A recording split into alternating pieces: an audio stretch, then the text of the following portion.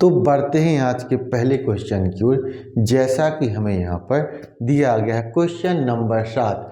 यहाँ पर हमें दिया गया है कि 3x बराबर है 5y बराबर है 4z के।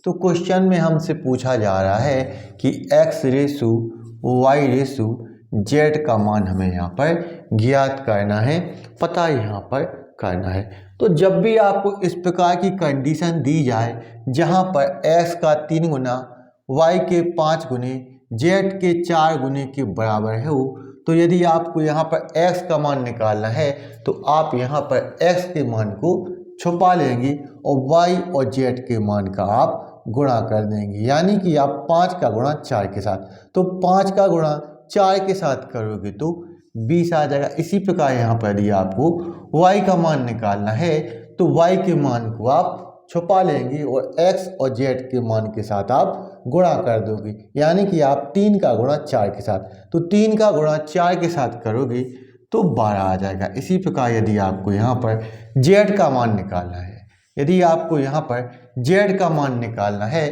तो z के मान को आप छुपा लेंगे और x और y के मान का आप गुणा कर देंगे, यानी कि आप 3 का गुणा 5 के साथ, तो 3 का गुणा 5 के साथ करोगे तो यहाँ पर 15 आ जाएगा। अब यदि ये तीनों किसी एक संख्या से कट रही हो तो काट दो, यदि नहीं कट रही हैं तो यही आपका आंसर होगा 20:12:15। तो बढ़ते हैं आज के नेक्स्ट क्वेश्चन की ओर। जैसा कि हमें यहाँ पर दिया गया है क्वेश्चन नंबर 8, 13,000 रुपये की राशि को x y z में इस प्रकार विभाजित किया जाता है कि x का दुगना y के 3 गुने के बराबर है जो z के 4 गुने के बराबर है, तो हमें y का हिस्सा यहाँ पर ज्ञात करना है। तो क्वेश्चन में जो दिया गया है वह यह हमें दिया गया है कि s का दुगना बराबर है y के 3 गुने के जो कि बराबर है z के 4 गुने के बराबर।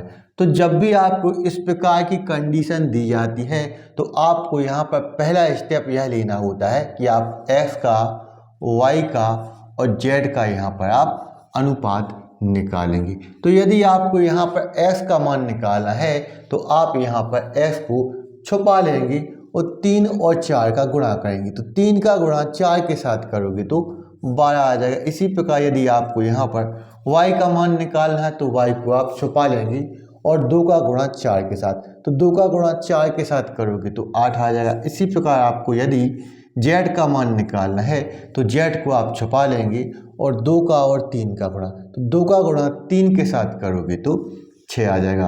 अब यदि ये तीनों किसी एक संख्या से कट रही हो तो आप यहाँ पर काट सकते हैं। तो यदि आप इसको ध्यान से देखें तो आपको यहाँ पर दिखाई दे रहा होगा कि ये सभी 2 से कट रहे हैं। ये 2 से कटेगा 6 बार, इसी प्रकार ये 2 से कटेगा 4 बार, इसी प्रकार ये 2 से कटेगा 3 बार। यानी कि आपको यहाँ पर जो 13,000 रुपये की राशि दी गई है उसको आपको x y z के बीच में 6 4 3 के अनुपात में विभाजित करना है, डिवाइड यहाँ पर करना है।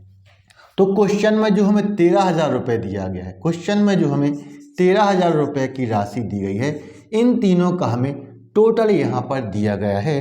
तो कायदे से यदि देखा जाए तो 3 और 4 7, 7 और 6 13, यानी कि 13,000 है, 13 यूनिट का मान है, इसलिए आप इसको 13 से डिवाइड करेंगे, 13 से आप इसको यहाँ पर भाग देंगे। अब क्वेश्चन में यह देखो कि हमसे यहाँ पर क्या पूछा जा रहा है। तो क्वेश्चन में हमसे यहाँ पर y का हिस्सा पूछा जा रहा है, y का हिस्सा पूछा जा रहा है, यानी कि हमसे यहाँ पर 4 यूनिट का मान पूछा जा रहा है, हमसे यहाँ पर 4 यूनिट का मान पूछा जा रहा है, इसलिए आप इसको 4 से मल्टीप्लाई करेंगे, 4 से गुणा करेंगे, जिसका मान होता है उससे डिवाइड करो, जिसका ज्ञात ज्ञात करना होता है उससे आप यहाँ पर मल्टीप्लाई करते हैं। इस बात को आप यहाँ पर ध्यान में रखेंगे।